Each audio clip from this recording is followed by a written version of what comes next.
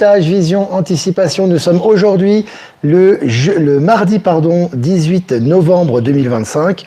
J'espère que vous allez bien, j'espère que vous êtes en forme comme d'habitude. Voilà, je vous invite à vous connecter et à me faire un retour par rapport à l'image et par rapport au son.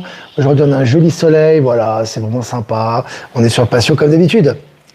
Voilà, je reviens sur moi les amis, c'est très bien. Voilà, j'attends que vous vous connectiez. Je me mets bien quand même à côté du tableau pour qu'on me voit quand même, c'est mieux.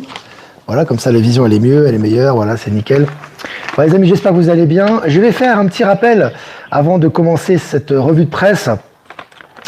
Donc au sujet de la Chine, de la technologie et du soi-disant crédit social chinois. Alors ça c'est très intéressant, je vous ai envoyé des vidéos de personnes, de Français qui vivent en Chine notamment, qui te décrivent que le crédit social chinois n'existe pas, que c'est une invention occidentale. Et ça c'est très intéressant parce que ça vous ramène un peu à des choses et ça permet de faire un reset, j'invite à une réinitialisation par rapport à toutes vos conceptions mortifères qui ont été mises dans votre tête. Alors, c'est intéressant de voir qu'en fait, pour le français moyen en général, je parle de l'occidental moyen, la Chine c'est encore le parti communiste chinois, c'est encore les copies, les contrefaçons, les persécutions, le crédit social, etc. Pourquoi on vous a mis ça dans la tête ? Pourquoi on a cristallisé ça ? Pourquoi on veut vous faire croire que l'Afrique c'est la misère, que l'Amérique du Sud c'est la misère, qu'il faut pleurer sur le sort des autres et que vous êtes en avance ? Tout simplement pour que vous conserviez en fait l'ancien système. On veut vous laisser dans l'ancien système, on ne veut pas vous faire ouvrir vos yeux sur le nouveau système. C'est pareil avec Trump, les réactions pavloviennes anti-Trump qu'on peut avoir, on les a en général en France. On les a pas à l'étranger, on les a pas en Afrique, on les a pas en Amérique du Sud, on les a pas en Asie, on les a que en France en fait. Pourquoi ? On vous a créé une réaction pavlovienne en chaîne avec des codes matriciels, des codes, on vous a dit voilà, on va vous créer une réaction en chaîne par rapport à des éléments, et ces réactions vont être négatives. Et ça va vous empêcher d'évoluer, et d'avancer, et de vous ouvrir. Et donc ça va créer votre extinction. Donc ça a très bien fonctionné, surtout en France, il faut le dire quand même, dans les pays d'Europe occidentale, où en fait, si vous voulez, quand vous parlez de Trump maintenant, les gens n'ont aucun discernement. C'est-à-dire, ils vont pas essayer de séparer le vrai du faux, ils savent très bien qu'il y a énormément de choses qui sont faites contre la corruption, contre la pédocriminalité, contre la corruption de l'ancien système financier, pour la liberté des Américains, pour le plan de paix en Palestine, etc. Mais ils vont avoir cette réaction pavlovienne, oui, Trump, méchant, antisémite, raciste, homophobe, etc. Et donc, ça va les empêcher de réfléchir. Vous avez compris ? Lorsque vous êtes en Amérique du Sud, moi, je parlais récemment de Trump, j'étais invité à l'anniversaire d'une amie, d'une camarade de classe de ma fille, et lorsque j'étais à l'anniversaire, on discutait de Trump, et la personne avait vraiment du discernement. C'est-à-dire qu'il y avait des choses positives, il était très intéressé que la Bolivie reprenne les discussions avec Trump, etc. Tu as qu'en France, en fait, ou dans des pays d'Europe occidentale, où quand tu parles de Trump, les gens, ils ont une levée de bouclier. Mais c'est inconscient, en fait. C'est pas lié à leur discernement, c'est simplement inconscient et ils ont leur levée de bouclier qui les empêche de réfléchir. Et c'est pareil un petit peu pour ce qu'on voit avec la Chine, où alors les gens, au lieu d'ouvrir les yeux, de voir que toutes les technologies chinoises évoluent, que l'automobile chinoise est en train de dévaster l'automobile allemande qui est ultra conservatrice et qui est sur la fin, au lieu de voir qu'au niveau technologique, au lieu de voir que c'est technologique, et qu'effectivement, on voit qu'effectivement il y a des nouvelles technologies avec la téléphonie au niveau de la Chine, au niveau de Huawei, au niveau de Xiaomi, il y a des technologies qui évoluent considérablement. En Chine, on voit que vraiment, c'est le moteur de, on va dire, tout ce qui est technologique au niveau international. Non, les gens vont regarder, hop, la Chine, crédit social chinois qui n'existe pas en réalité, et ils vont bloquer là-dessus. On va dire, finalement, on n'est pas si mal que ça chez nous. Et le résultat que ça crée que malgré qu'on critique le pays dans lequel on est, etc., on n'évolue pas, on se transforme pas, on s'ouvre pas aux nouvelles technologies et aux nouveaux systèmes, et on reste bloqué dans l'ancien système et on pleure sur l'ancien système. Donc c'est très important de comprendre, c'est que vraiment l'évolution, elle est très importante dans l'ouverture. Vous ne pouvez pas évoluer intérieurement, extérieurement et au niveau de votre état de conscience et au niveau de ce que vous allez faire dans le concret si vous êtes fermé dans les anciens préceptes qu'on vous a imposés. On vous les a imposés, ces anciens préceptes. Les gens qui vont en Chine, qui vont en Amérique du Sud, qui vont en Afrique, etc., et qui vivent au quotidien vraiment, je ne parle pas des touristes façon Club Med, mais les gens qui vivent vraiment au quotidien voient cette évolution et voient ce nouveau monde à tous les niveaux. Et donc, ils s'en inspirent et ils évoluent eux-mêmes. Mais ceux qui sont bloqués dans leur ancien concept et qui pensent qu'on est mieux chez nous qu'ailleurs, en fait, si finalement, ils sont bloqués dans l'ancienne matrice et ils ne peuvent pas évoluer dans le nouveau monde. Donc, c'est vraiment important de partager ces vidéos de gens qui sont sur place, que ce soit en Chine, même les vidéos, par exemple, de Maëla au Vietnam, les vidéos des gens qui sont à l'étranger, parce qu'en fait, le nouveau monde, les nouvelles technologies, le nouveau monde, il avance extrêmement vite. Mais il avance à condition qu'on l'accepte et qu'on s'assimile à lui et qu'on s'ouvre à lui. Et le problème, c'est que dans beaucoup de pays, dont la France fait partie, on est dans un pays extrêmement conservateur, on est toujours en train de dire, ouais, mais finalement, on n'est pas si mal chez nous, on est un peu mieux que chez eux. C'est pas une question d'être mieux que chez eux. Le fait d'être bien, c'est d'évoluer en conscience, c'est d'avancer. Je vous avais expliqué, je vais donner un exemple par rapport au TGV. J'ai dit, le TGV en France, on s'appuie sur ses acquis en France, et vous avez vu en Allemagne ce qui se passe, puisqu'en Allemagne, actuellement, ils sont complètement congelés. C'est-à-dire qu'en Allemagne, l'automobile a voulu jouer sur sa sur son passé, sur ses acquis, et ça fonctionne plus, parce qu'elle n'évolue plus technologiquement par rapport à la demande des gens. Donc forcément, ils sont en train de disparaître. C'est pareil en France, on le voit également par rapport à la pensée. On se dit, on est mieux chez nous parce qu'on a créé le TGV, c'est vrai, le TGV est une invention française, le Concorde est une invention française, mais qu'est-ce qu'il y a eu depuis ? Qu'est-ce qu'il y a eu depuis ? Le TGV a été créé en 1981, il me semble, d'accord ? On est en 2025. Ça fait plus de 40 ans, il s'est passé quoi au niveau technologique ? Zéro, peanuts, d'accord ? Il n'y a quasiment rien qui a évolué. On s'est appuyé sur ses acquis et on meurt. Il n'y a plus rien, d'accord ? Donc les élites et le système français n'a rien fait pour évoluer et on croit encore qu'on est avancé. Pareil pour le Concorde qui était une invention quand même, qui était assez révolutionnaire, qui était extrêmement rapide, qui reliait notamment Paris à New York. C'est fini, il n'y a plus de Concorde. Où sont les avions supersoniques ? On aurait dû passer aux avions supersoniques depuis longtemps, comme c'est le cas en Chine, en Amérique du Sud, etc.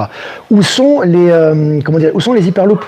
Parce qu'on avait les TGV il y a 40 ans. Où sont les hyperloops, tu vois ? Donc ce qui est important aujourd'hui, les hyperloops sont lancés par Elon Musk, la Chine, etc. Qu'est-ce que je vais vous faire comprendre ? Je vais faire comprendre que l'Europe, tant qu'elle s'appuiera sur ses acquis du passé, ne pourra jamais évoluer. D'accord ? Il faut se remettre en question, il faut s'ouvrir, et normalement l'évolution est interminable et inarrêtable. Et on le voit d'ailleurs avec Elon Musk. Tu as vu je vous ai fait un résumé de toutes les découvertes et tout ce qu'il a fait depuis quelques années, c'est considérable. Et il n'arrête pas, jour et nuit, de créer du nouveau. Pourquoi ? Parce qu'il s'accorde aux énergies du nouveau monde, il met tous ses moyens pour les créations, que ce soit des voyages interstellaires, des nouvelles technologies, et il y a des choses qui sortent tous les jours et toutes les heures. Donc c'est vraiment important de s'ouvrir et d'être dans l'évolution permanente. Voilà les amis pour cette longue introduction. Alors je vais commencer. Des archéologues découvrent une cité engloutie sous les eaux de l'un des plus grands lacs du monde. Il s'agit du lac Issik-Koul au Kirghizistan. Voilà, donc vous avez vu, je vous avais dit que c'est vraiment les découvertes en ce moment, c'est poussé par les énergies du moment. Toutes les découvertes actuellement sont en train de ressortir aux yeux de tout le monde et elles sont relayées dans les médias du système. Allez, selon Libération, 3 ans après l'élection de Giorgia Meloni en Italie, une partie des banques mises sous contrôle. Voilà, donc Meloni qui fait le ménage, d'ailleurs qui fait beaucoup de collaborations avec Elon Musk, avec SpaceX, avec les néobanques comme Revolut, etc. Et on voit que les anciennes banques, les banques qui ont du mal à transitionner, sont mis sous contrôle. Et puis selon Cryptost, El Salvador ajoute 1090 bitcoins à sa réserve nationale stratégique. Là aussi, au niveau du El Salvador, ça avance considérablement. Et puis selon Coin Tribune, Ethereum pourrait entrer dans un super cycle comparable à celui du Bitcoin selon Tom Lee. Donc on voit vraiment que là aussi, il y a vraiment une évolution par rapport à Ethereum. Vraiment, les crypto-monnaies sont en train de s'expandre un peu partout. Et puis selon Le Figaro, impliqué dans l'affaire Epstein, l'ex-ministre américain des Finances, Larry Summers, annonce se retirer de la vie publique. Elle commence à avoir peur, tout est en train de ressortir. Tu as Trump qui fait monter la sauce, c'est vraiment intéressant par rapport à cette liste Epstein. Et puis selon Le Figaro, toujours paix à Gaza, Israël et l'autorité palestinienne salue le plan de vote de l'ONU proposé par Trump. Voilà, Trump a proposé le plan, maintenant salué par l'ONU et mis en pratique. Voilà, ça avance bien à ce niveau. Et puis le président Trump devrait accueillir le footballeur Cristiano Ronaldo à la Maison Blanche. Voilà, tu vois, donc là encore une fois, on voit que Cristiano Ronaldo, il draine énormément de suiveurs, de followers après lui. Donc le fait qu'il soit reçu à la Maison Blanche par Trump, c'est très important. Et évidemment, les réfractaires, c'est les Français. Je suis désolé de le dire, mais ces suiveurs français, Europe occidentale, ils sont là. Oh oui, mais c'est horrible. Comment il peut faire ça, etc. Non, c'est pas horrible. Et Cristiano Ronaldo fait juste preuve de discernement. Il voit que Trump fait avancer la paix dans le monde. C'est un président qui est actif dans le monde, qui fait ce qu'il dit, et qui enfin fait avancer les choses, et il en est reconnaissant, il va le rencontrer. Et puis Elon Musk doit désormais assister au dîner du président Trump avec le prince héritier saoudien Ben Salman. Voilà, je vous ai mis en miniature de ce live, Trump et Musk qui sont en Arabie Saoudite. Évidemment, ils n'ont jamais été séparés à tous les niveaux, mais là on commence à les revoir ensemble. C'est intéressant pour les futures collaborations. Et puis un petit rappel, Elon Musk a bloqué un paiement de 52 millions de dollars destiné au Forum économique mondial de Davos en mars 2025 avant de quitter le Doge. Petit rappel de tout ce qu'avait fait d'une des décisions qu'avait prise Elon Musk. Et puis selon Geo.fr, avion hypersonique, le voyage entre Sydney et Los Angeles, bientôt possible en seulement 1 heure. Donc tu vois là aussi, encore une fois, on parle des avions hypersoniques et c'est de plus en plus concret au niveau des annonces maintenant.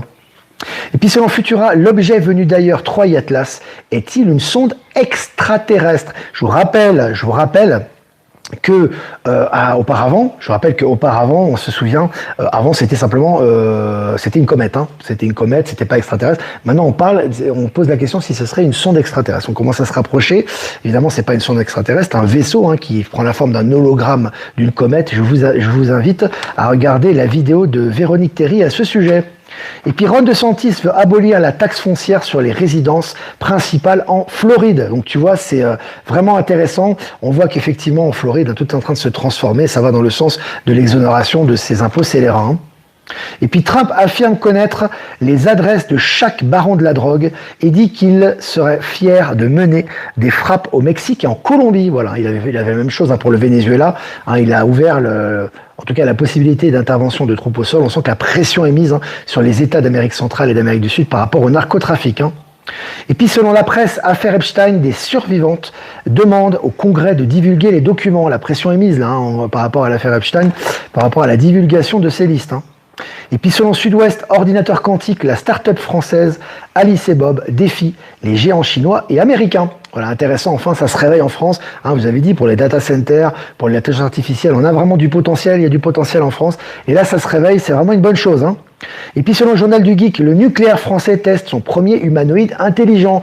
Enfin, voilà, après les fermetures, les réticences, les peurs, etc., on commence à avancer à ce niveau.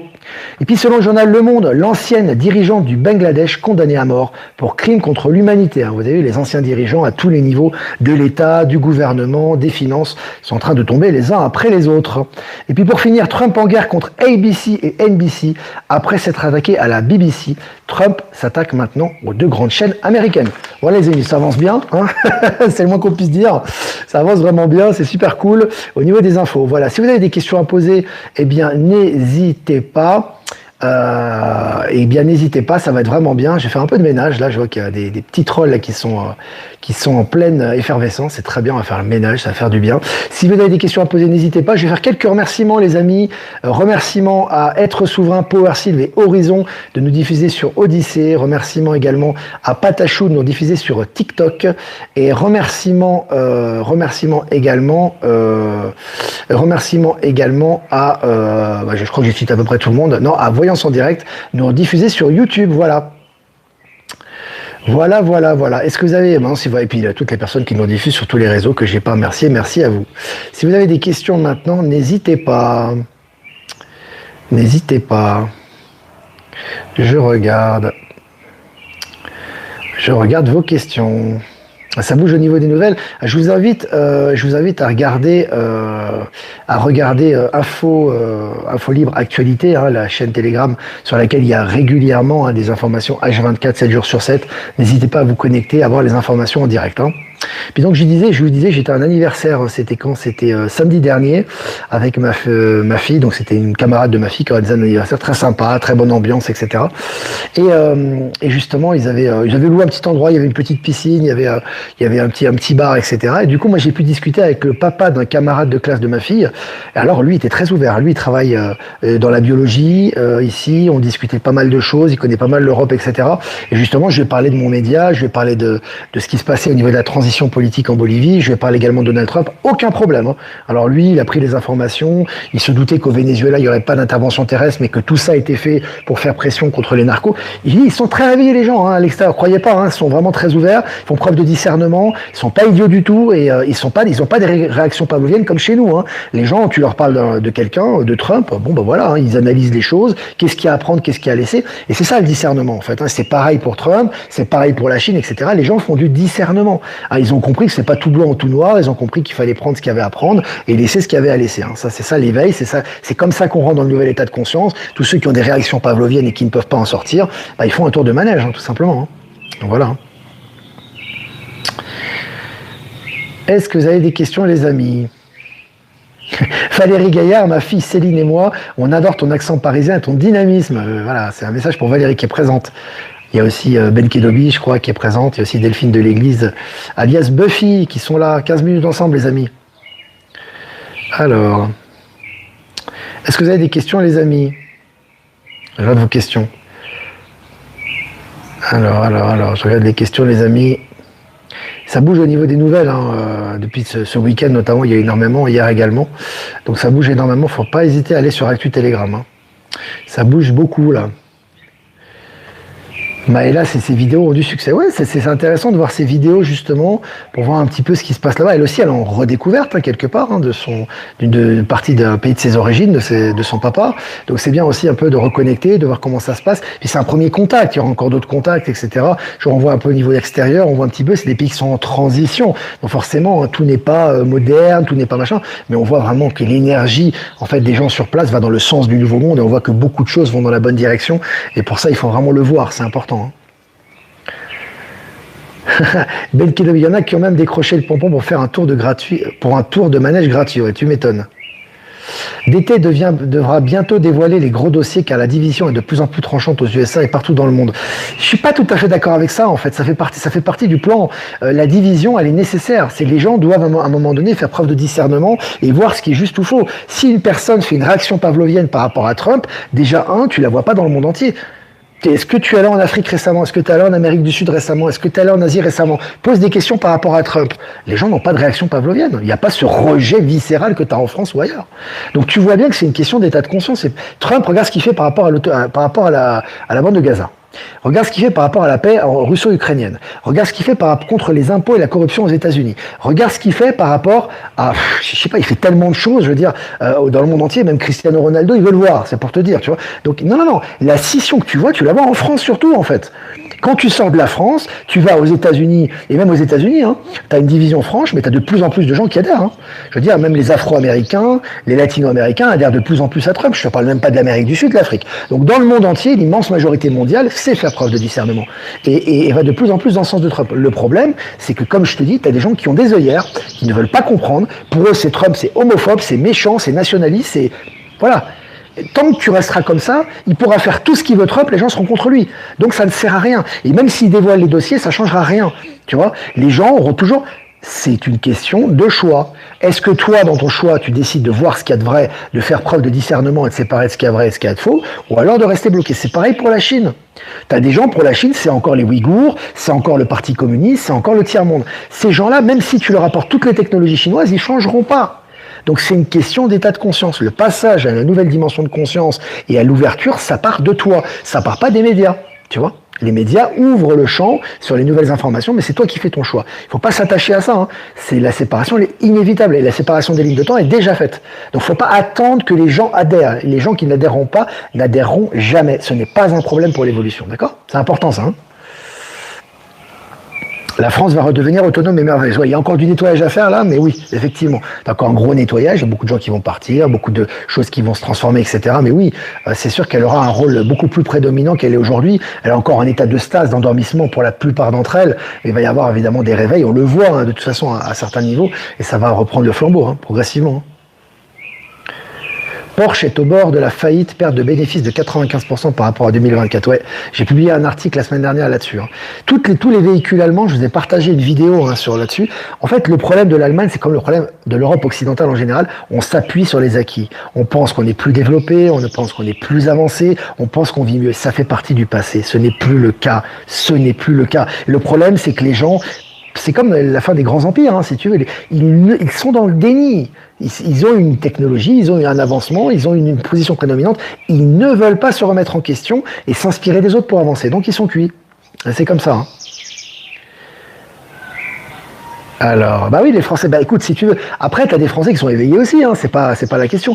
Mais si tu veux, les Français, on leur a tellement mis que le lobby LGBT c'était normal, que comment dirais-je, que le progressisme c'était bien, que tout ça c'était une bonne chose, que Biden, Obama c'était bien, que Clinton c'était le paradis, qu'on pouvait vivre dans un monde comme ça, tu vois, je veux dire, globalisé, que tout allait bien, qu'on allait accueillir toute la misère, entre guillemets, hein, tout le tiers-monde à la maison et que tout allait bien. Ben ouais, mais tant que tu as cette pensée-là, ça veut dire que tu n'as pas de discernement, c'est-à-dire que tu n'es pas dans le réel, et tant que tu n'es pas dans le réel, comment tu peux avancer dans le réel? Comment tu peux évoluer dans le réel si tu n'as pas de vision concrète des choses? C'est pour ça toujours amener les gens au concret, au rationnel, au réel. Certains s'y éveillent, et certains s'y éveillent pas, et c'est leur choix, c'est tout. Hein. Salut la Champagne. Comment faire, Priscilla, avec les adultes qui pensent que les enfants Nouveau Monde sont des enfants avec des troubles et compagnie? Certainement, alors après c'est leur choix, mais leur expliquer que les nouveaux enfants n'ont pas la même façon de penser que nous. Ils pensent pas de la même façon, ils n'ont pas la même façon de... C'est pas qu'ils sont plus ou moins intelligents, puisque moi je vois au niveau des cours, par exemple, surtout les petits-enfants sont très intelligents, hein, plus que la génération la génération des 15-25 ans, c'est encore un autre problème. Eux, ils ont été lobotomisés pour la plupart. Mais les petits-enfants en général qui naissent sont extrêmement intelligents. Moi je vois les cours de ma fille, mais moi j'étais pas du tout à ce niveau-là quand j'étais en primaire. Elle est en CP, ça s'appelle pas CP ici, c'est la première de primaire, on appelle ça. C'est comme le CP.